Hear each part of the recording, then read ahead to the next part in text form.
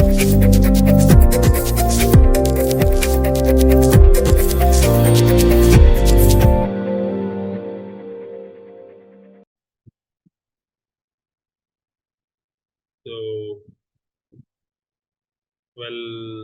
we'll go ahead and start with the session. It's almost 2 p.m. and we have around 10 participants. We are expecting 5 more participants to join. We have, along with me, I have Dr. Kumar from BID who will be co-chairing the session along with me. Let me just go ahead and talk about the conference.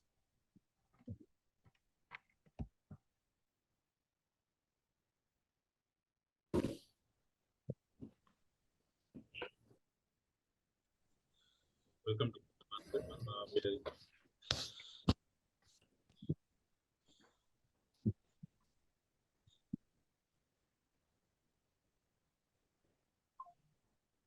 welcome everyone again. I'm Dr. Ravi Kumar. I am part of IRF as a conference chair for the day, and I also take care of the trade. With respect to my introduction, followed by my introduction, I would like to give a brief introduction of me. I'm basically from mechanical engineering background, and also my field of interest will lies down to IPR and the data analytics and the quality management and additive manufacturing, which are the few of the pillars of Industry Revolution 4.0. So this is my brief introduction. Along with me, I have Dr. Kumar BID, who would be joining as a co-session chair for the day.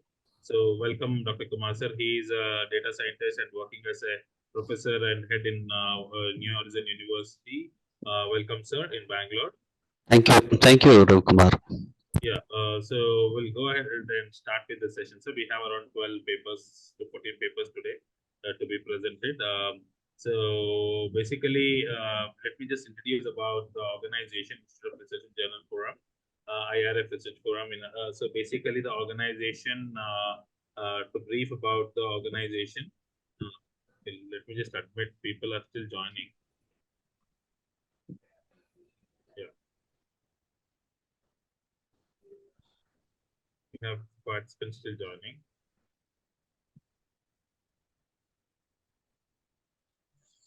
So talking about the organization, International Society for Engineering and Technical Education, ISETE.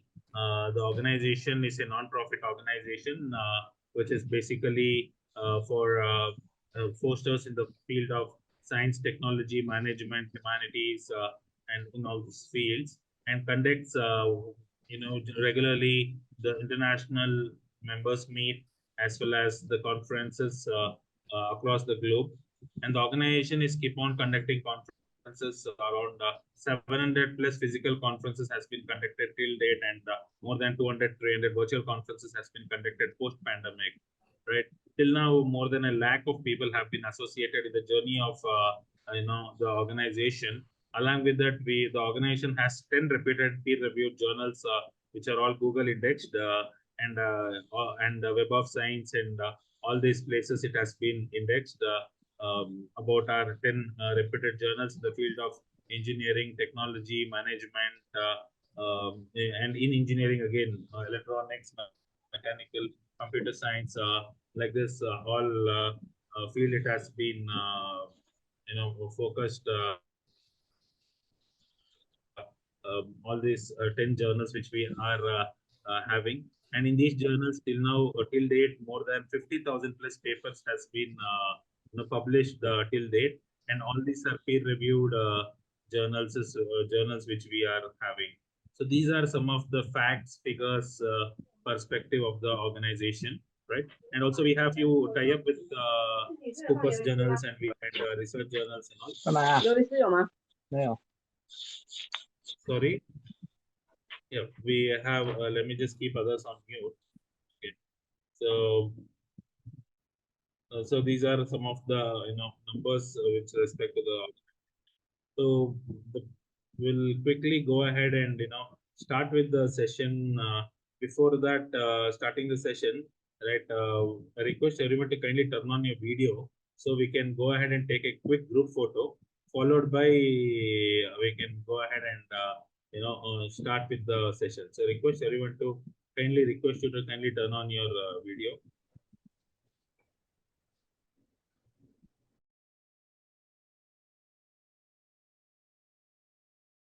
Good morning at my place and good afternoon in India. So I'm Sharum Abdullah. So I'm presenting the title characterizing entropy parameters under variation of temperature associated to fatigue crack growth for magnesium alloy. I'm coming from Malaysia and I supposed to present this paper in Medina, Saudi Arabia. So on mechanical and production engineering. Okay, so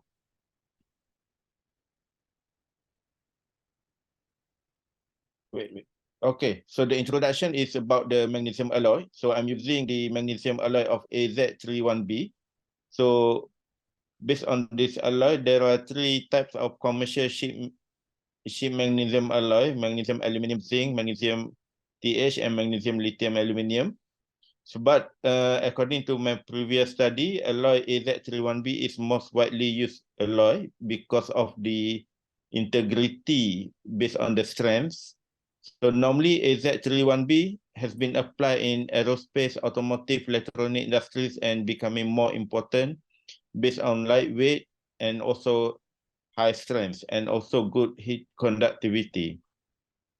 Okay, so what I'm going to study is related to the fatigue failure, and then from fatigue failure, I will detect the entropy, which is the internal energy of the material. So for the fatigue failure, we have three categories, which is stress life, strain life, and also fracture mechanics. For this aspect, we will use stress life because we're going to consider all the total damage, not the localized damage. Localized damage for the strain life, crack propagation based on the fracture mechanics or LEFM. But for this, we will use the total damage or total life, which is the combination of crack propagation, LEFM, and crack initiation, strain life. So we're going to use stress life approach. And about the entropy, it is related to the thermodynamics approach to assess the fatigue behavior of the material. It requires the definition of a system that obeys the thermodynamics law. Normally, fatigue has been linked with the material characteristic, material behavior, but for this time, I'm going to relate between the fatigue damage, which is the material failure, with the energy. But for energy, we're going to check the internal energy of the material, which is the entropy concept. Okay, this is the mathematics for entropy generation from the energy conservation. And then we derive some equation. Finally, we're going to have the correlation between crack growth and also entropy. This is the advanced stage of the research that has been made by my student. Okay, for the problem statement. So what is the problem statement when we want to relate between fatigue, crack, and also energy? A major problem with structural system is fatigue failure, since there is no significant indication that failure about to occur. Some of the case happens when there is the sudden failure that lead to the catastrophic disaster.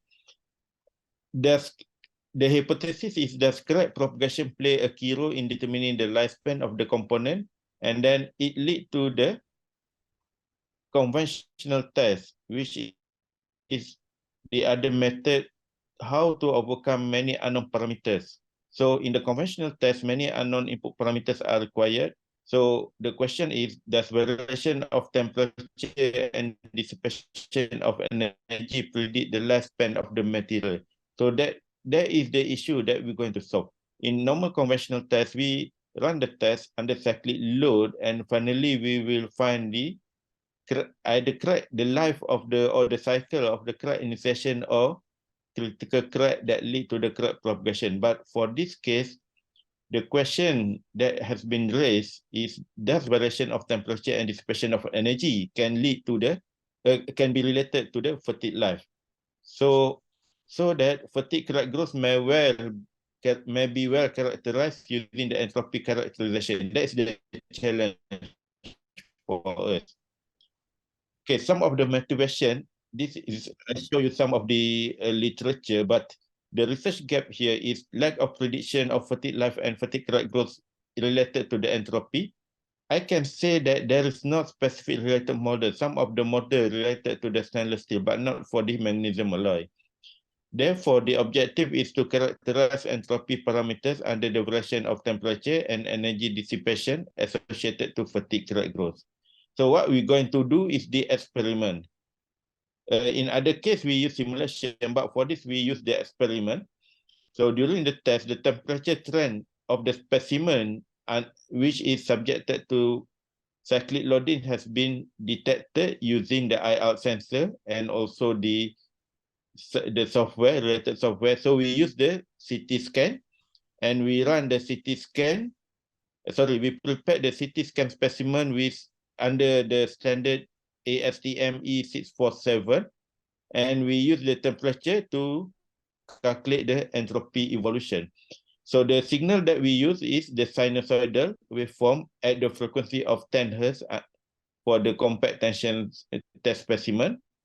It is the constant load amplitude with the stress ratio of 0.1, 0.4, and 0.7. And the load that lead to this stress ratio is 3000 Newton.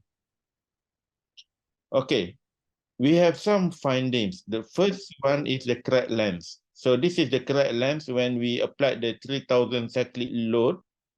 So we can see that the crack length increase based on non-linear or a little bit exponential with the changes of number of cycle.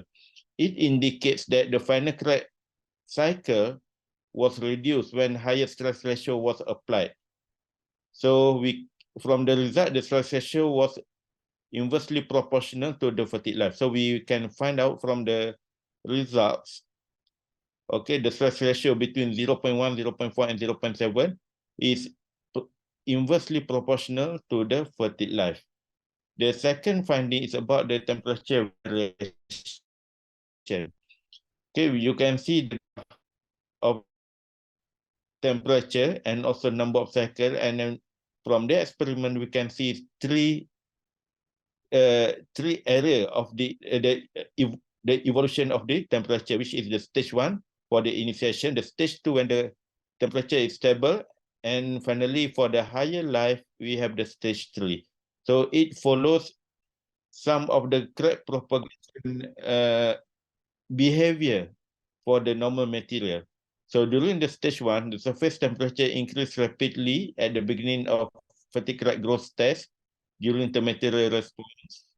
And at stage 2, the temperature levels become steady but begin to rise abruptly at the end of the higher cycle that occurred in the stage 3.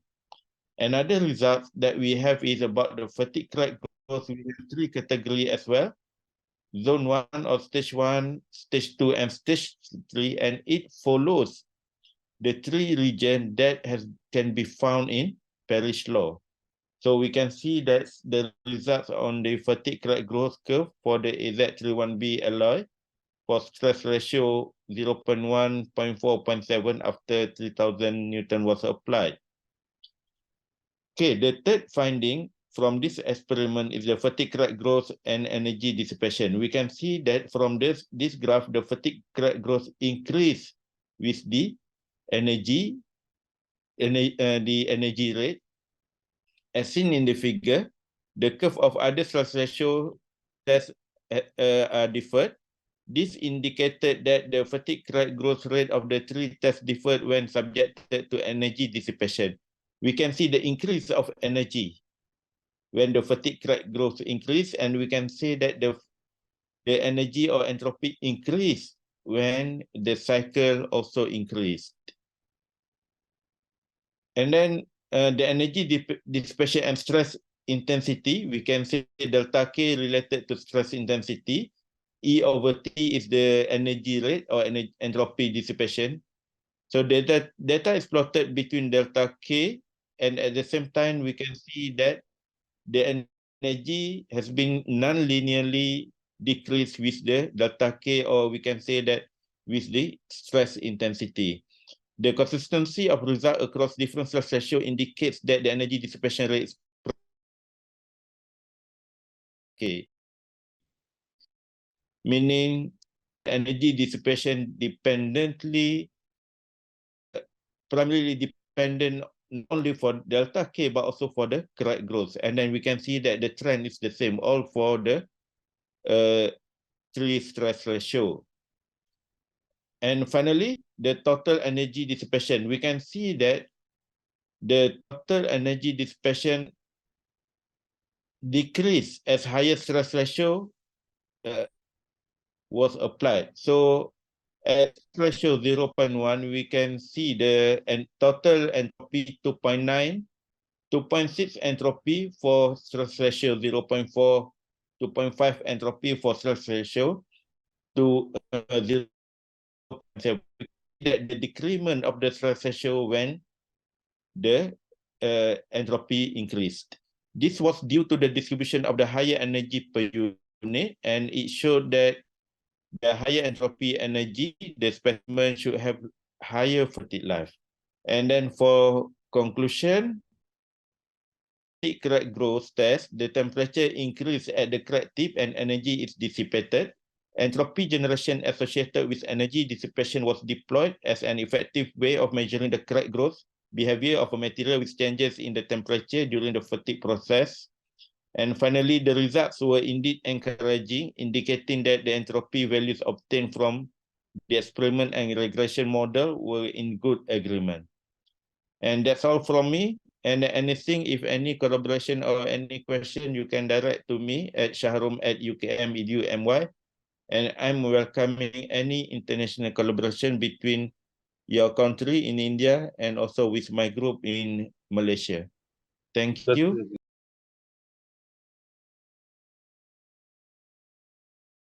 We will be taking the sample of 600 data points, which was collected in Andhra Pradesh. So there are patients, 675 exact patients with liver diseases, but only 450 of them actually have it. So there we are using 10 features for calculating our the prediction model.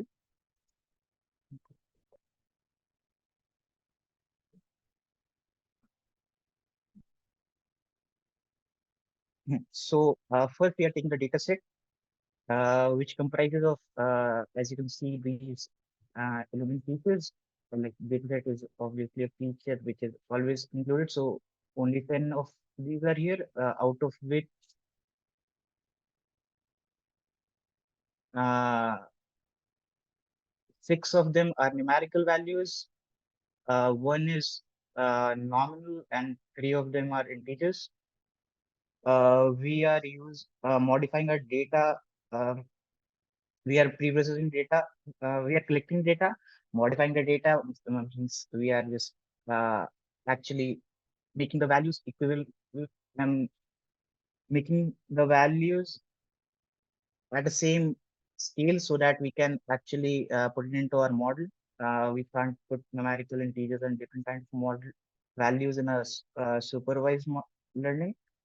We are pre-processing data, but we are actually not pre-processing data in this scenario because the data was collected in a way where we don't need pre-processing because it was done already when we downloaded it from the Kaggle website.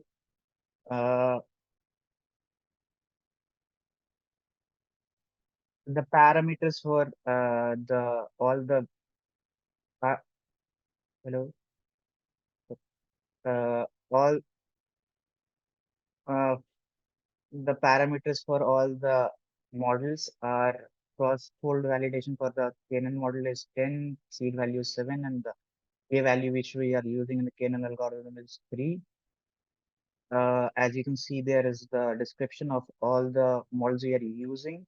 If anyone has any question about how these models work, I can explain that. These are the 6 models we are using. It's 5 model we are using, an extra autoencoder one, which one I told about you. This produces the accuracy of 98.3%, which is just too much to be accepted in the field of medical science. So we are just taking the 5 which are here, the LDA one, knife based, supported vector machine, k nearest neighbors, and the regression method, part 3. The results that we produce right now is the accuracy for knife based is 65%, SVM is 78%, KNN is 92%, and CART is 83%, following by LDA. But the autoencoder one is always above 90% in specificity, and accuracy. Sensitivity is little bit low, but it obviously is above all the models we have tested right now. The metrics that we are using, you can see the true positives are the data points that actually of the patient who have the liver illnesses.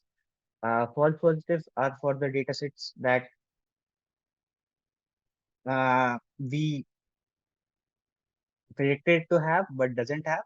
False negative we predicted to not have but have. True negatives are we predicted that they have the liver disease but they don't. For the accuracy calculation of the KNN, we are using these formulas, producing the accuracy of 92.1%, as we can see in the this graph where we are comparing all the models. On the autoencoder one is obviously better than all the others, but KNN is just as fine because the efficiency of working on a CPU is high than autoencoder, since it uses an KNN which relies on higher GPU powers, so you have to take cloud storage and stuff. So we recommend using Canon for these kind of purposes. The sensitivity of Canon is 86%, as you can see. The data we will provide the data ahead, I think. The specificity of Canon is around 97%, as you can see. There are 465 true negatives, and 10 false positives, giving us the result of 97%. The upcoming top ways there have been a research paper in 2020 which used the same model of knife base but generated an accuracy of 55.9% because they used only 5 features, not 10, which we are using, hence increasing the accuracy of the model. If we increase the amount, the number of features we are adding to a model, we can actually generate a better model on KNN than using the autoencoder, which uses a large amount of GPU, hence costing a large amount of money too. So as we can see that the KNN model actually predicted 92% times the accurate, I mean, it predicted 92% right choices. The autoencoders are better, but it takes a lot of GPU, so we won't be using it. The Canon is the main goal of the research paper right now. Thank you, guys. If anybody has any questions about autoencoders and all the models we have used, you can chat.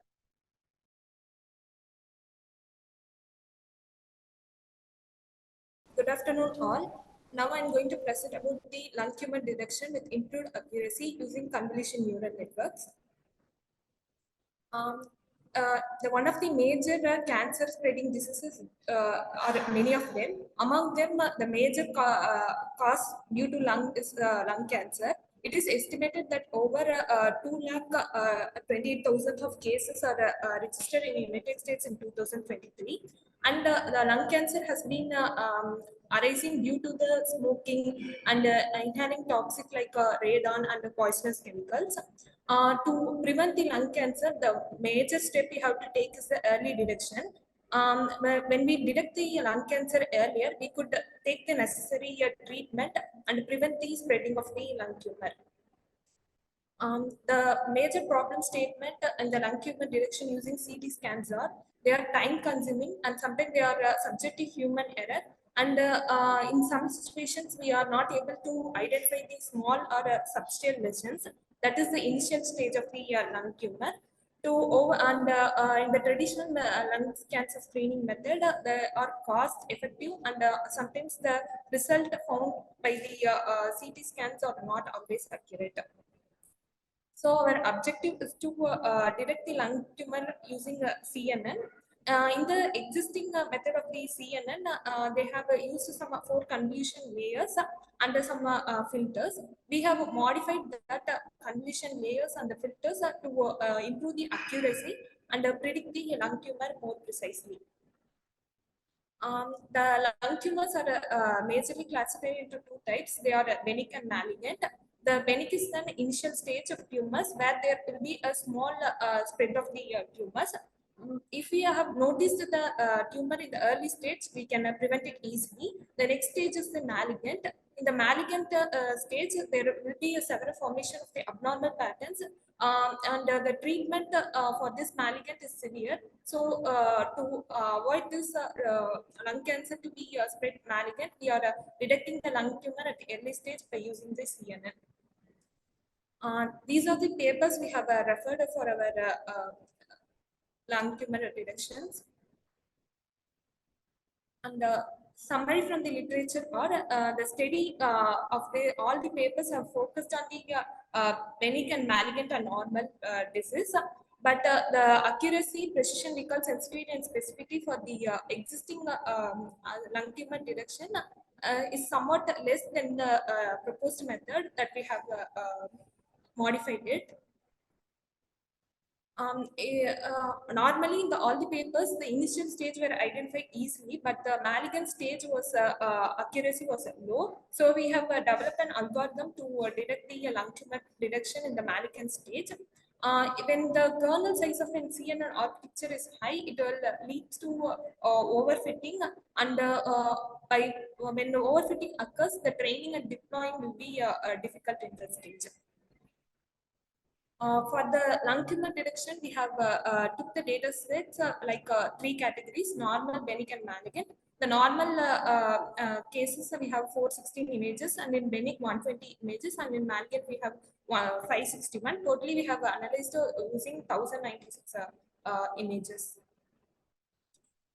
This is the existing method. In the existing method, the input image, that is the lung tumor image, was data augmented into 256 cross 256 size, and there was a 4 convolution layer, and each has a 5 cross 5 kernel size, which is then passed to a flattened and dense layer, and then the output was calculated.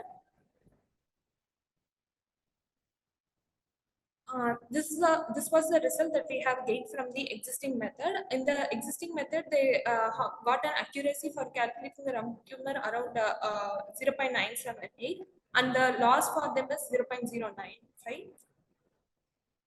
This is the confusion matrix by using which we have measured some other parameters like a precision, recall, F1 score, and overall we get, there was an accuracy of 98%. This is our proposed methodology. In this proposed methodology, we have took the same input image size, that is 256 cross 256. But in the existing, the kernel size was very high, due to which the deploying will be more. To overcome this, we have reduced the kernel size to 3 cross 3, and we have increased the filters like 256, 128, 64, and 32. And then we have additionally added the dropout layer. By means of the dropout layer, we can reduce the overfitting issues. That means no images are misclassified. So we have included the dropout layer. And finally, 3 images are classified like normal, benign, and malignant. This was the model accuracy and model loss that we got from our proposed method. It was around 0.989, and the loss was 0.06. This is the confusion matrix that we got for our proposed method. in this we can see that the malignant cases has a high precision recall and reference score, which means that the detection of malignant cases was improved. This is the output predictions. This is the overall table that we have compared the existing CNN model and a modified CNN model. We have measured the parameters like precision, recall, FN score, sensitivity, and specificity. And the overall accuracy in that existing CNN model was around 0.98, and we have made some modification and got an accuracy of 0.99. Finally, we have used two basic CNN architecture. In the existing, there was some lagness. We have modified in this in the proposed CNN architecture, and we have improved the accuracy of the lung tumor detection in our proposed methodology. And the other parameters like F1 score, recall, precision, and all these have been has a better efficiency than the existing CNN model. These are the references we have referred.